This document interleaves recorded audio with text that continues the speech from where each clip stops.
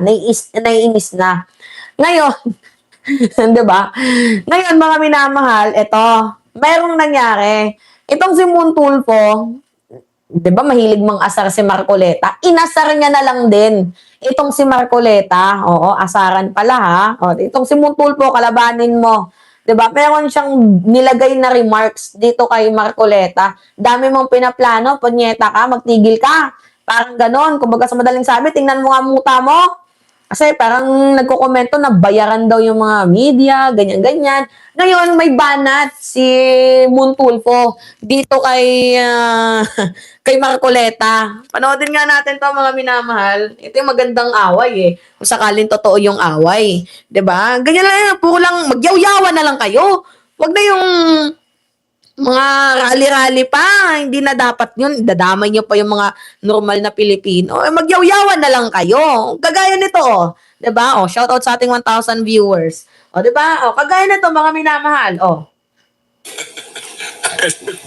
Tingnan mo na niya yung ayoko sa yung sarili niya dahil yung Diskaya may usapan kayo. Kaya masyado mong pinipilit yung sarili mo dahil gusto mong meron kayong usapan ni Diskaya.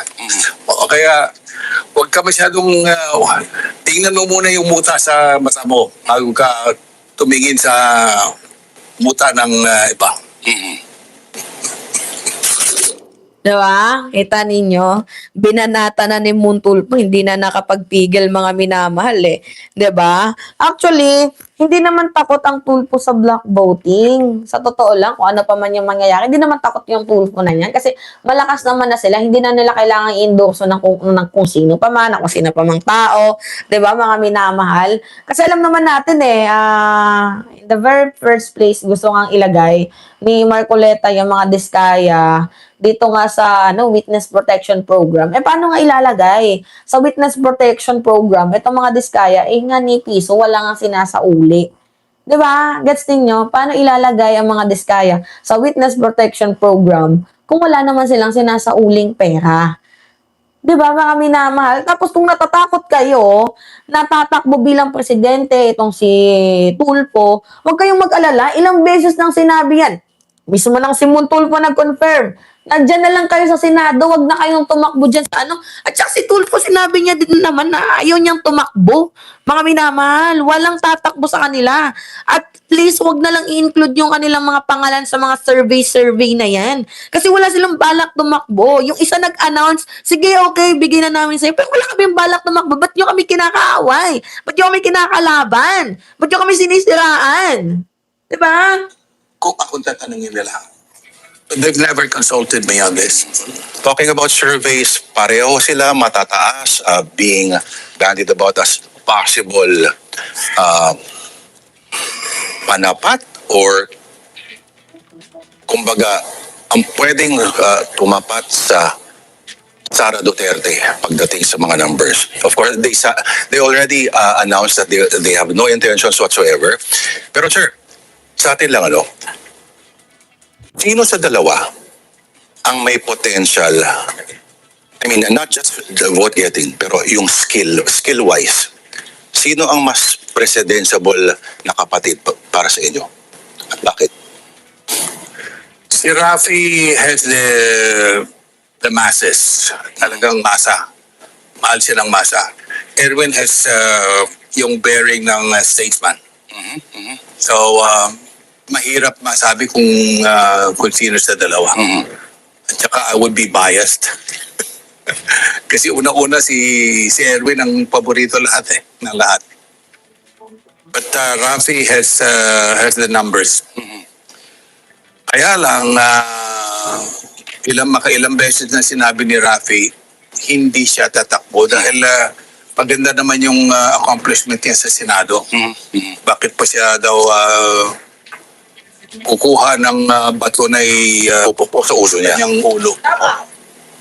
Sabi niya, kontento na ako sa Senado. But as older brother, what would be your counsel to them? Not to run. Not to run. Not to run. Sabi ko, naabot na ninyo yung tugatog ng tagumpay. Ah, ano yung yung presidente, climax na yun eh. Mas mabuti yung doon ka lang. Kasi baka umabot sila sa Pacer Principle, yung Pacer Principle. You rise to the level of You rise to the level of your incompetence.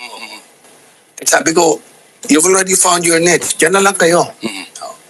Kung akong tatanungin nila. But they've never consulted me on this. Mukhang pareho naman yan. I think you share the same opinion na okay na kayo dito. And sinasabi nila kasi they've seen how things can... Kasi mga minamahal, yung pagiging presidente, hindi lang yan yung bara-bara. Madami kang responsibilidad sa pagiging presidente. Ngayon, si Raffy Tulfo, hindi ko siya nakikitaan ng pagiging presidentiable. Sorry ha, I'm not into Tulfo. Pero if we will compare Tulfo to Sara Duterte, I think mas better para sa akin pakinggan na sige, kay Raffy na lang ako. Kasi si Raffy, yung issue pambababae. Pero walang issue sa korupsyon. Yes, kay Raffy na lang ako kung sakaling ganon. Pero to be honest with you all guys, mga minamahal, hindi ko nakikita yung mukha ng pagiging presidente kay Raffy. Pero if we don't have a choice, I will stand dito kay Raffy Tulfo. Ma-elect na lahat, wag lang si Sara. 'Di ba kung sino pa mang Poncio Pilato, yung magiging kalaban ni Sara Duterte, ma-elect na lang lahat, wag lang si Sara. And again, Sara, hindi mo kailangan kalabanin ang mga Tulfo. Para sa mga DDS, hindi nyo kailangan kalabanin yung mga Tulfo. 'Di ba, mga minamahal? Hindi nyo kailangan kalabanin si Raffy Tulfo kasi hindi naman siya nag-announce na tatakbo siya. 'Di ba? I'd better be a babaero than a murderer and a thief. Tama ka, Dictus Rex. Tama. Okay na lang na mapangalanan, babaero ako, kaysa naman sa mamamatay tao at magnanakaw. Diba? Pero again, si Raffy Tulfo, wala naman siyang in-announce na tatakbo siya. So, why some of the DDS are attacking Senator Raffy Tulfo and Erwin Tulfo? Diba? Bakit nyo kailangan atakihin ng magkakapatid? You are afraid? Na baka sakaling tumakbo? Sino bang gago ang mag-a-announce ng napakaaga pa sa maaga pa? Kunyari, meeting nyo alas 10, pupunta ka alas 2 pa lang, madaling araw. Sinong gago ang gagawa nun? Kasi sa totoo lang sa nakikita ko mga minamahal, wala pa naman senador. I mean, wala pa naman atang presidente or vice-presidente na nanalo na nag-announce maaga pa. Wala. Sige nga, kayo nga mag-comment kayo. Sino yung nakita ninyong nag-announce ng maaga pero natalo? Diba si Binay? Early announcement, natatakbo siya. Diba? But again, tama din yung sinabi mo. Dyan agency plan. Nasa tao pa din yan. At the end of the day. Nasa tao pa din naman yan. Kung iboboto nila. Pero ang kailangan natin dito, wag na natin ilihis yung issue, yung impeachment. Bakit? Kasi doon natin makikita, mga minamahal, ang tunay na katotohanan. Ma-impeach man yan siya sa hindi, yung box, yung kailangan nating matingnan. Yung katunayan, yung papeles, yun yung kailangan nating makita. 'Di ba? Mga minamahal, yun yung kailangan nating makita. Sige, sabihin na lang natin, may numero si Sara Duterte na hindi siya ma-impeach. So what? So what? Basta kami, ang gusto lang namin, makita yung katotohanan. Kasi mga minamahal, pag yung katotohanan lumabas, mag-isip na yung mga senador na yan kung i-impeach nila si Sara or hindi. Kasi ang tanga mo naman, nandyan na lahat ng ebidensya tapos sasabihin mo not impeach. 'Di ba?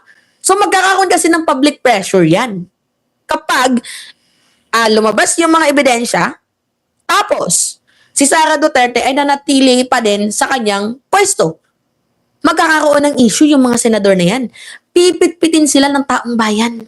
Mga minamahal. Pipit-pitin tong mga senador na to. Patricio.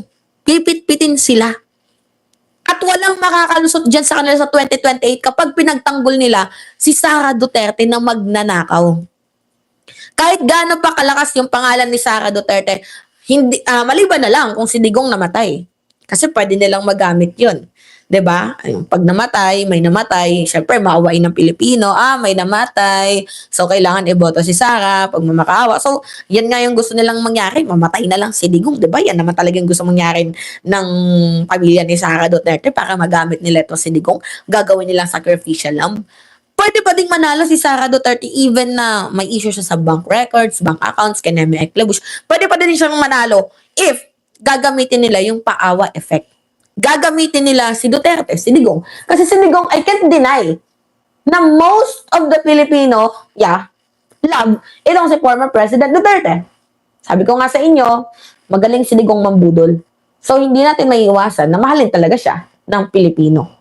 'Di ba? Magaling mambudol kasi father figure. Si former President Duterte, father figure, to be honest, mga minamahal. Dahil nga father figure itong si Digong, iniisip nila na baka si Sara ganun din, which is not. Magkaiba si Sara kay Digong. Magkaiba sila. To be honest, nandyan na? Ha? O, nasan siya? So, anyway, mga minamahal, ito, meron pa po tayong kakausapin, 'di ba? Meeting pala. So, Erwin Amo, shoutout sa'yo. Patricio Castillo, pakilike po ng video natin ngayon, mga minamahal. And don't forget to click the subscribe and always niyo pong i-hit ang notification bell para lagi po kayong na-update sa mga video na ina-upload natin. Maraming salamat at ingat, mga kababayan.